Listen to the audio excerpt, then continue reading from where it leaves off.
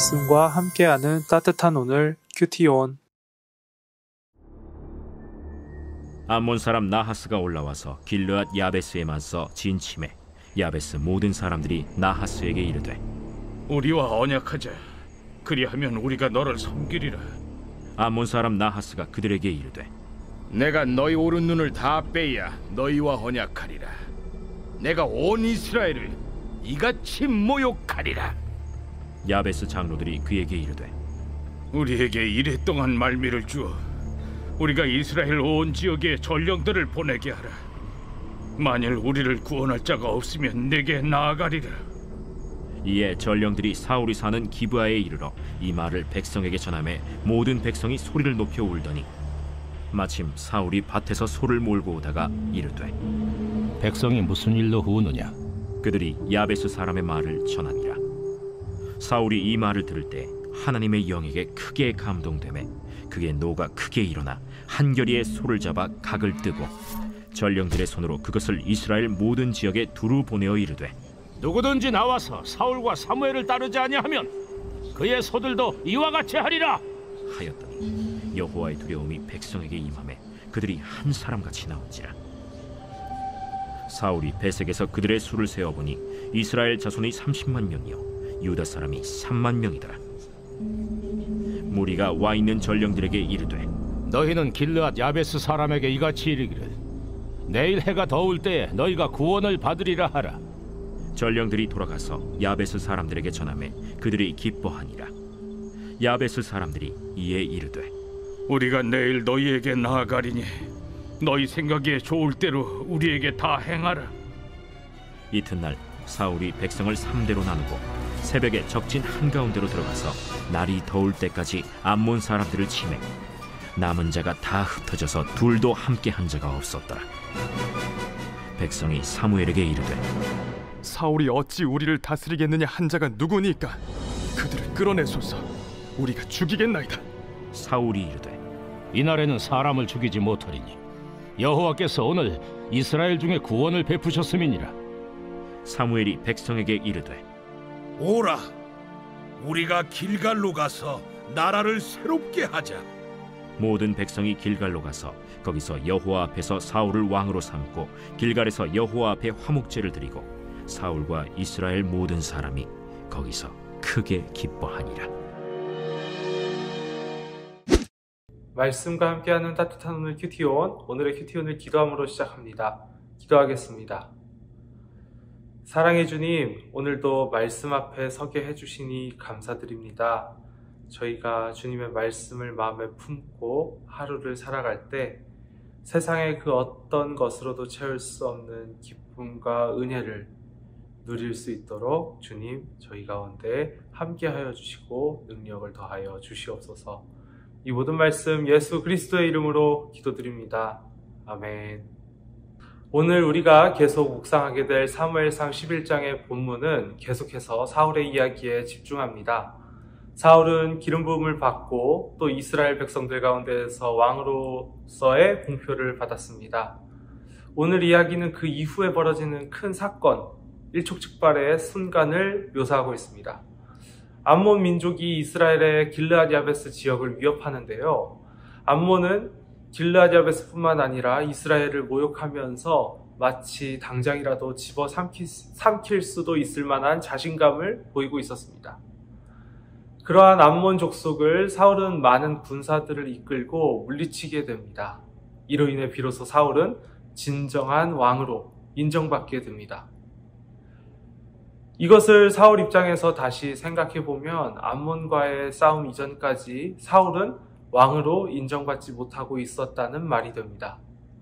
사울은 이전에 분명히 기름 부음을 받았고 또 왕으로서의 공표를 받았지만 암몬과의 전쟁을 승리하기 이전까지는 왕으로 인정받지 못하고 있었습니다. 11장이 시작하기 전 10장 끝 27절을 읽어보면 어떤 불량배는 이르되 이 사람이 어떻게 우리를 구원하겠느냐 하고 멸시하며 예물을 바치지 아니하였다고 합니다. 그렇게 시작된 사울에 대한 불신은 11장에서도 계속해서 이어집니다. 길르앗 야베스 지역의 사람들은 도움을 요청하기 위해 각 지파에 전령들을 보내겠다고 말합니다. 사울을 왕으로 인정했다면 그 전령은 사울을 향해야 합니다. 사울에게 도움을 구해야 하는 것입니다. 그러나 그런 모습은 길르앗 야베스의 장로들에게서는 찾아볼 수 없습니다. 또한 길르앗 야베스 지역의 안타까운 소식을 듣고 백성들의 반응은 슬픔과 통곡뿐이었는데 백성들 중 그 누구도 슬퍼하기만 할 뿐 사울에게 찾아와 도움을 요청하는 이가 없었습니다. 오히려 사울이 울고 있는 백성들을 보고 암몬에게 크게 분노하며 가지고 있었던 2마리의 소의 각을 떠 모든 지파에게 도움을 요청하고 도전하는 모습을 우리는 발견하게 됩니다. 사울은 화를 낼 줄 아는 사람이었습니다.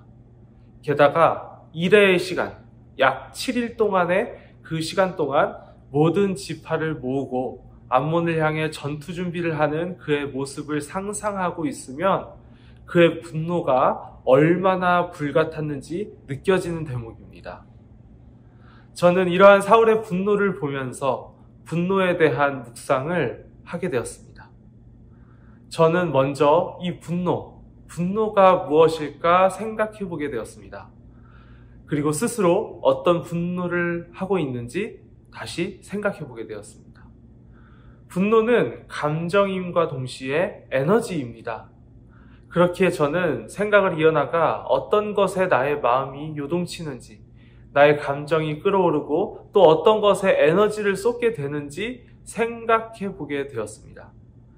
계속 말씀을 바라보니 사울의 요동치는 분노는 불의를 향해 있었습니다. 나라를 지키고 민족을 지키는 것, 다시 말해 타인을 지키기 위해 분노가 일어난 것입니다. 그러나 자신이 모욕당할 때 그는 전혀 분노하지 않음을 우리는 보게 됩니다.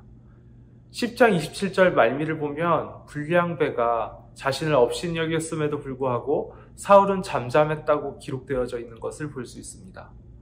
왕이 되었지만 자신을 극진히 모시기는커녕 소를 끌고 밭을 갈게 하는 이 상황에 대해서 그는 분노하지 않았습니다. 왕인 자신에게 도움을 구하지 않는 사람들을 향해 분노하지 않았습니다. 그는 오로지 자신의 나라와 민족을 위해, 타인을 위해 분노하였습니다.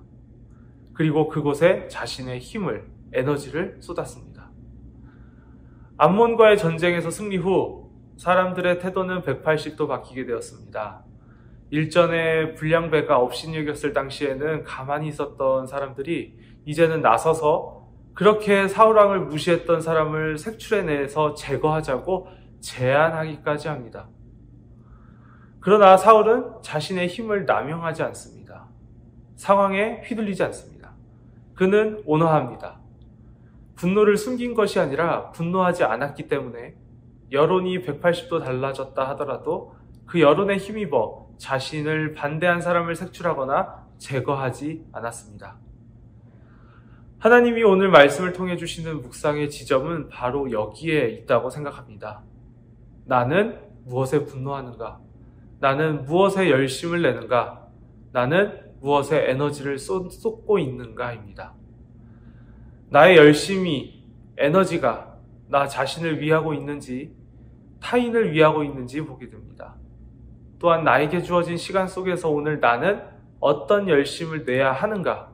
어떤 것에 에너지를 쏟아야 하는가 생각해 보게 됩니다.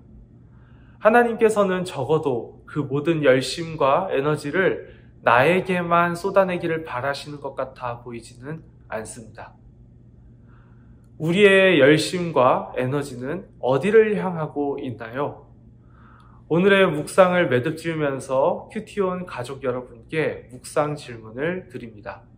본문에서 분노로 표현되어지는 그 열심과 에너지, 우리가 가지고 있는 그 열심과 에너지가 어디를 향하고 있는지 고민하면서 더욱 깊은 묵상의 자리로 나아갔으면 좋겠습니다. 기도하겠습니다.